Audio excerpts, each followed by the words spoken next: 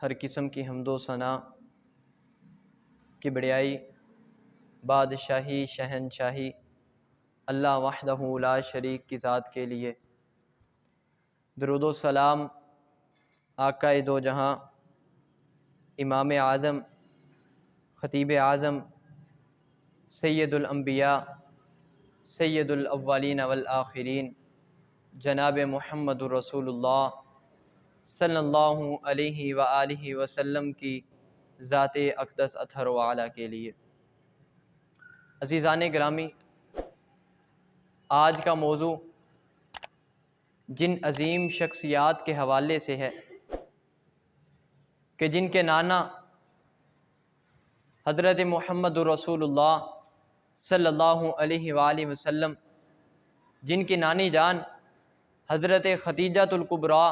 رضی اللہ تعالی عنہا، جن کے باپ علی المرتضیٰ اور جن کی والدہ فاطمہ الزہرا رضی اللہ تعالی عنہما ہے۔ میری مراد سیدہ شباب اہل الجنہ الحسن والحسین کہ جنت میں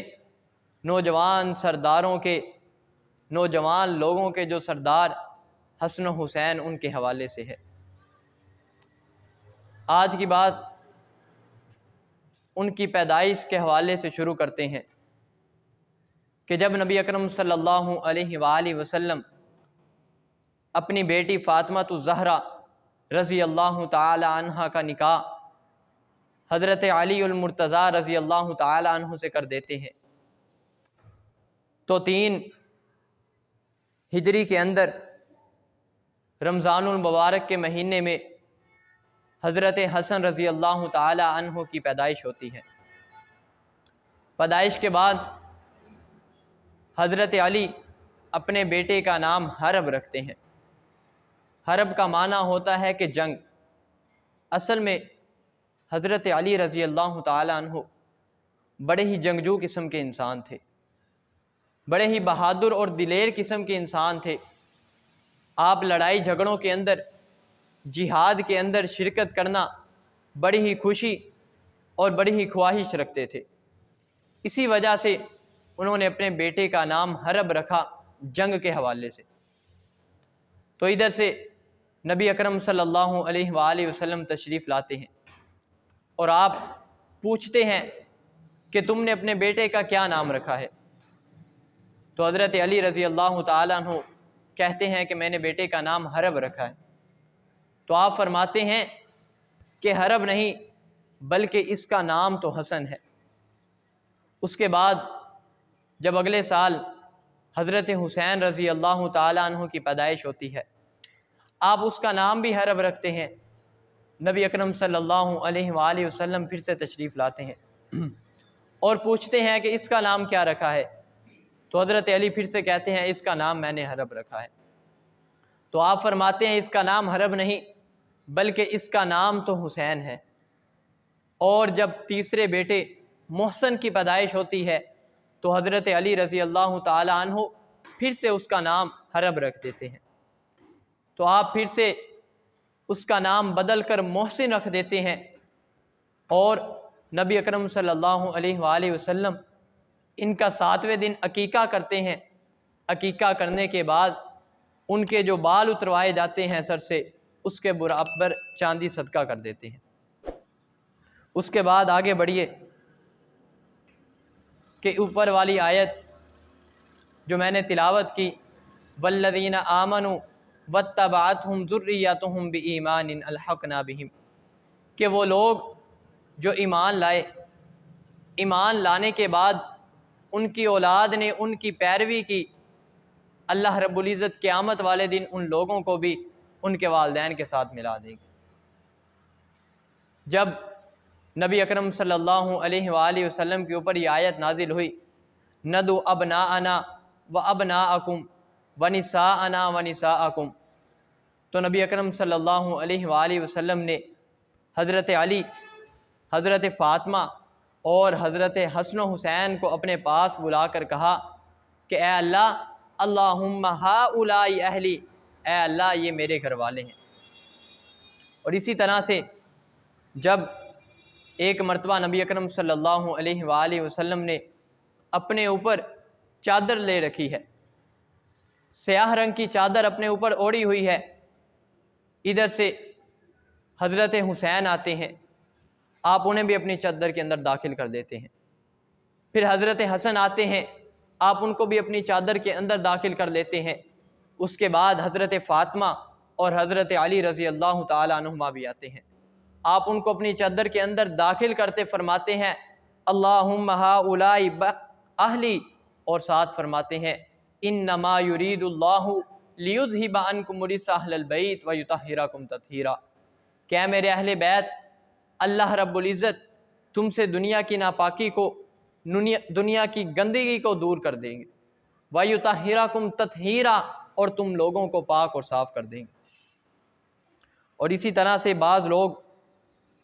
نبی اکرم صلی اللہ علیہ وآلہ وسلم کی ازواج مطہرات کے حوالے سے یہ بات کرتے ہیں کہ نبی اکرم صلی اللہ علیہ وآلہ وسلم کی بیویاں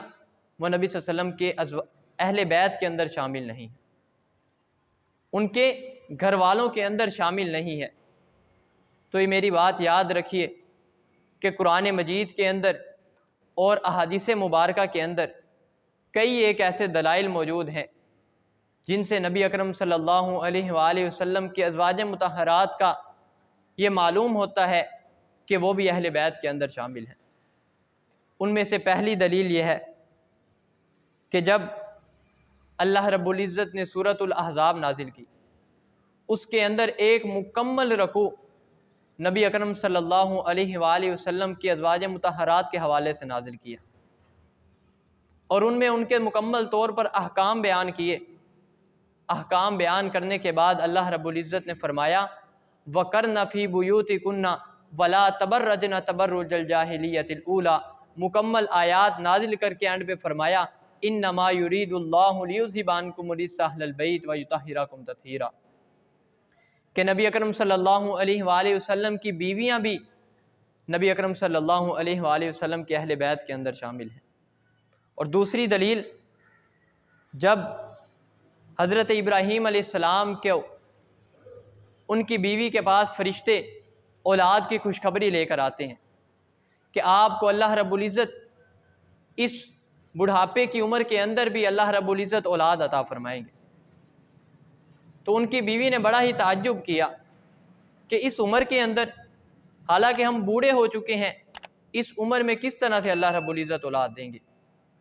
تو آگے سے فرشتے یہ کہتے ہیں قالوا اتعجبین من امر اللہ رحمت اللہ وبرکاتہ علیکم اہل البیت، یہاں پر بھی حضرت ابراہیم علیہ السلام کی بیوی کو اہل بیت کا رکھے شمار کیا گیا۔ اس سے بھی معلوم ہوتا ہے کہ نبی اکرم صلی اللہ علیہ وآلہ وسلم کی بیویاں نبی اکرم صلی اللہ علیہ وآلہ وسلم کے اہل بیت کے اندر شامل ہیں۔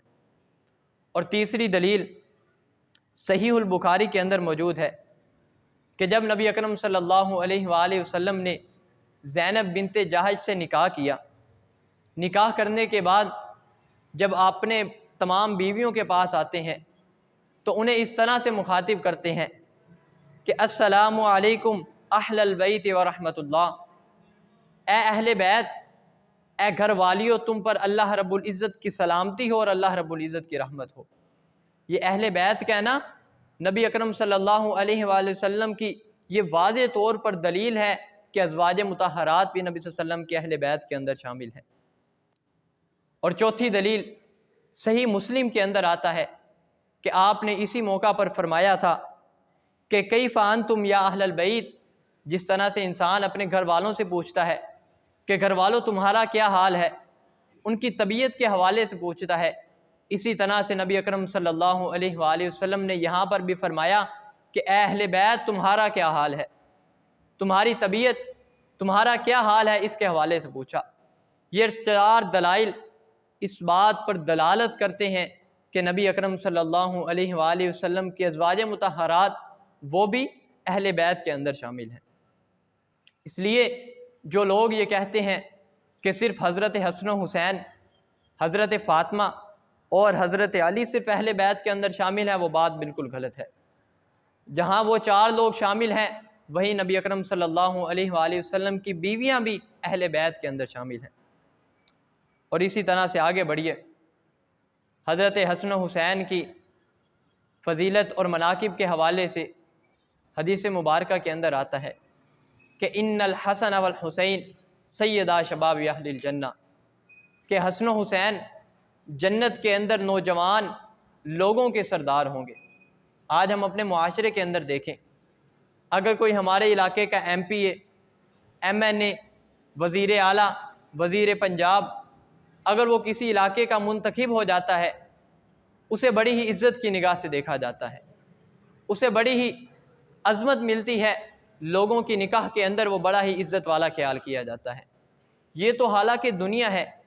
اگر کوئی بندہ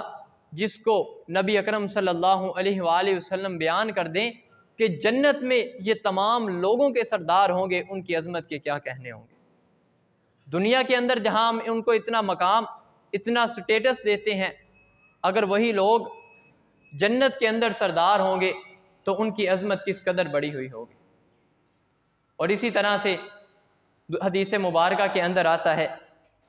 کہ نبی اکرم صلی اللہ علیہ وآلہ وسلم نے ارشاد فرمایا کہ ان الحسن والحسین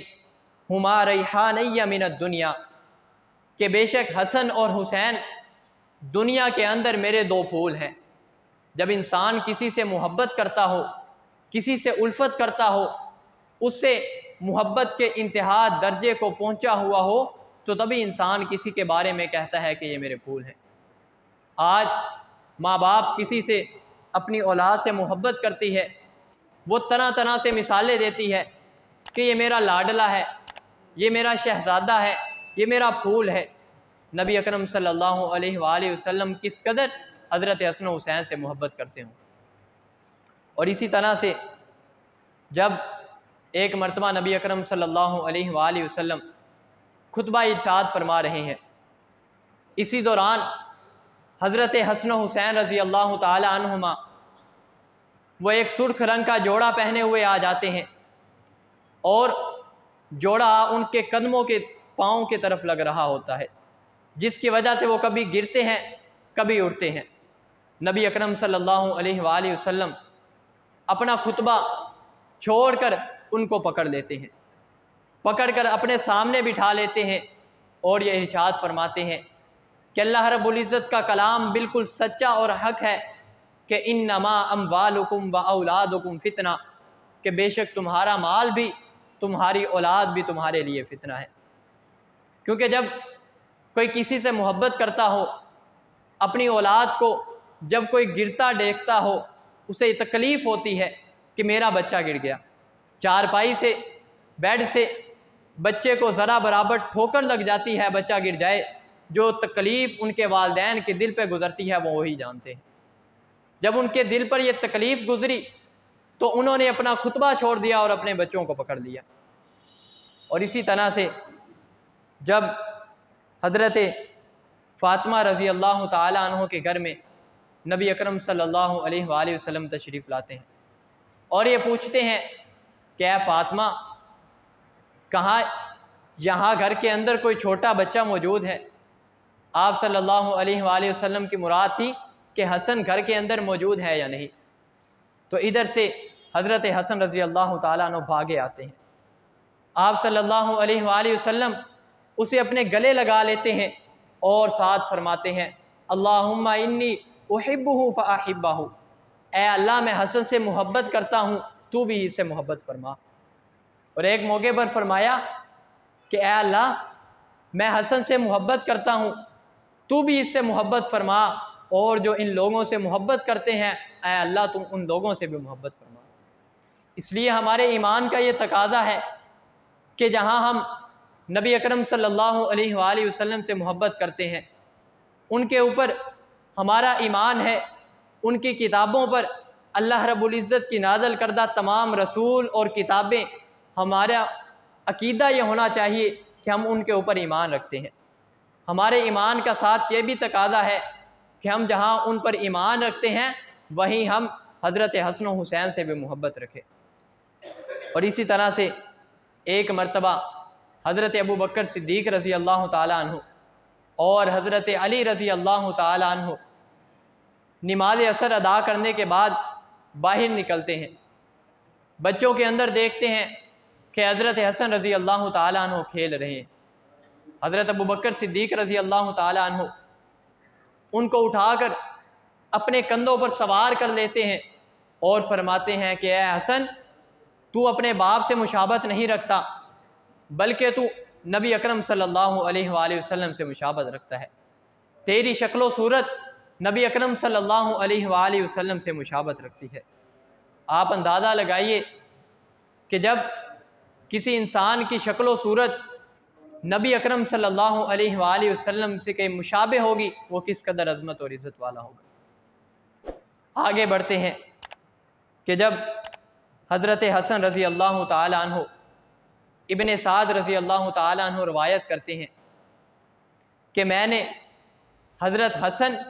اور عمر بن عبدالعزیز رضی اللہ تعالیٰ عنہما ان سے بڑھ کر کبھی بھی سب سے زیادہ ڈرنے والا اللہ رب العزت سے نہیں دیکھا۔ یہ سب سے زیادہ اللہ رب العزت سے ڈرنے والے تھے اور جہنم سے اس قدر ڈرا کرتے تھے کہ گویا کہ اللہ رب العزت نے جہنم بنائی ہی ان لوگوں کے لیے ہے۔ آج ہمارا کیا حال ہے؟ ہم دنیا کی اس عارضی زندگی کے اندر لگے ہوئے ہیں، ہمیں آخرت کی ذرا برابر فکر نہیں۔ وہ تو اس قدر جہنم سے ڈرا کرتے تھے، حالانکہ وہ کس قدر عظمت والی ہستیاں تھیں، کس قدر نیک اور اللہ رب العزت کو منانے والی ہستیاں تھیں، لیکن جب جہنم کا تذکرہ آتا ہے، جب اللہ رب العزت سے ڈرنے کی باری آتی ہے، وہ سب سے زیادہ اللہ رب العزت سے ڈرا کرتے تھے۔ اور اسی طرح سے ایک مرتبہ حضرت حسن رضی اللہ تعالیٰ عنہ نے اپنے پاس کسی آدمی کو دعا کرتے ہوئے دیکھا۔ وہ اللہ رب العزت سے دعا کر رہا تھا کہ اے اللہ، مجھے 10,000 درہم کا مالک بنا دے۔ یہ بات حضرت حسن رضی اللہ تعالیٰ عنہ کے کانوں میں پڑ جاتی ہے، فوراً گھر جا کر 10,000 درہم اس بندے کے گھر بھجوا دیتے ہیں۔ اس قدر اللہ رب العزت کے رستے کے اندر سخاوت کرنے والے، اللہ رب العزت کو منانے والے۔ یہ بھی بات یاد رکھیے کہ جو بندہ اللہ رب العزت کے کسی نیک کام کا وسیلہ بنتا ہے، اللہ رب العزت اس کے لیے بڑے ہی اسباب اور نیک وسائل کو جاری کر دیتے ہیں۔ اور 2-4 آخری باتیں۔ محرم الحرام کا مہینہ شروع ہے، آپ سب احباب کو معلوم ہے کہ کس طرح سے معاشرے کے حالات جا رہے ہیں۔ اس محرم الحرام کے اندر نبی اکرم صلی اللہ علیہ وآلہ وسلم نے ارشاد فرمایا کہ افضل الصیام بعد رمضان شہر اللہ المحرم، کہ بہترین اور فضیلت والے جو روزے ہیں رمضان المبارک کے بعد، جو اللہ رب العزت کا مہینہ ہے، محرم الحرام کو اللہ کا مہینہ قرار دیا کہ اللہ کے مہینے کا جو محرم کے روزے ہیں وہ اللہ رب العزت کے ہاں بڑی ہی فضیلت رکھتے ہیں۔ اور افضل الصلاۃ بعد صلاۃ المکتوبہ عند صلاۃ اللیل، جو افضل ترین نماز ہے، جو اللہ رب العزت کے ہاں فضیلت والی نماز ہے فرض نمازوں کے بعد، وہ رات کو اٹھ کر اللہ رب العزت کے سامنے تہجد کی نماز ادا کرنا ہے۔ اس لیے اگر ہم نمازوں کی فضیلت کو جاننا چاہتے ہیں، اللہ رب العزت کے ہاں مقام و مرتبے کو حاصل کرنا چاہتے ہیں، تو رات کو اٹھ کر اللہ رب العزت کے سامنے قیام کیجیے، اللہ رب العزت کو منائیے اور اس عشرے کے روزے رکھیے۔ جو 10 دن اللہ رب العزت نے ہمیں عطا کیے ہیں، ان 10 دنوں کے اندر روزے رکھنے کی کوشش کیجیے۔ جب نبی اکرم صلی اللہ علیہ وآلہ وسلم نے یہود و نصارہ کو 10 محرم کا روزہ رکھتے ہوئے دیکھا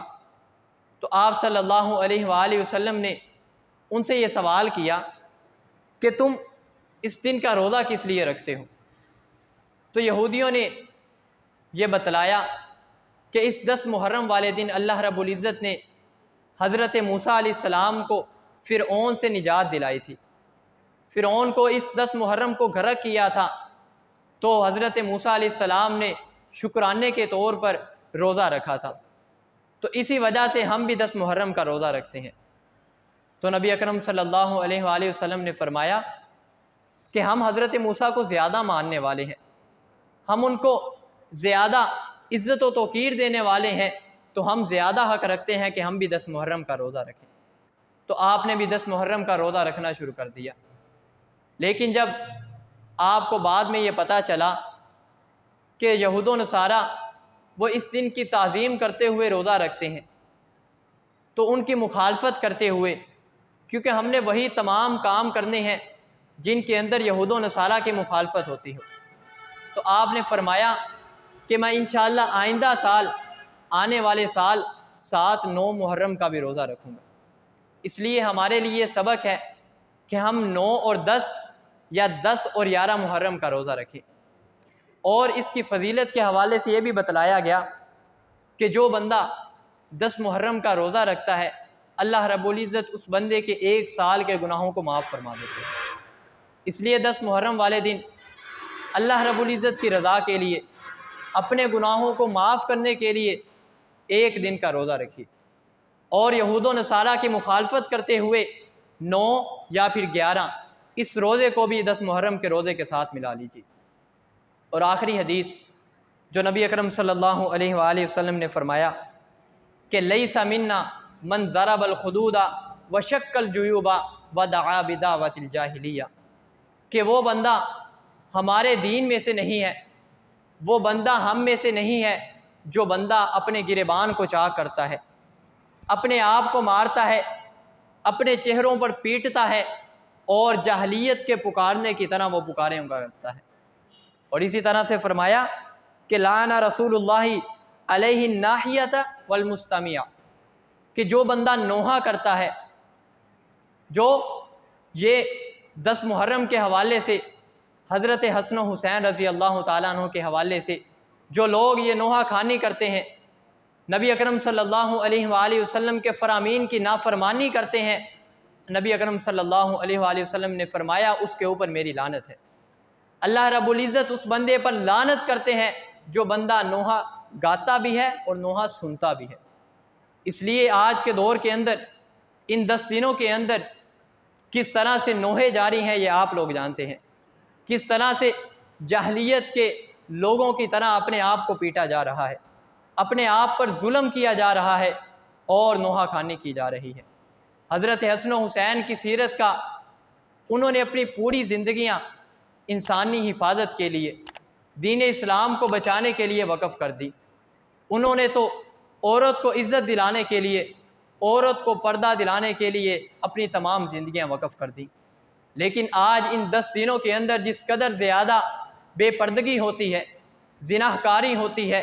اللہ رب العزت کے فرامین کی نافرمانی ہوتی ہے، اس سے آپ لوگ بخوبی واقف ہیں۔ اس لیے آپ کے سامنے ایک بات کہ ایک تو 10 محرم، 9 یا 11 اس کا ساتھ روزہ رکھیے، اور جہاں پر یہ ماتم ہوتے ہیں، جہاں پر نوحہ خوانی ہوتی ہے، اس جگہ سے بھی محفوظ رکھیے۔ میں اللہ رب العزت سے دعا گو ہوں کہ رب العالمین ہمیں صحیح معنوں کے اندر دین اسلام پر عمل پیرا ہونے کی توفیق عطا فرمائے۔ اقول قولی ھذا استغفر اللہ لی ولکم ولسائر المسلمین۔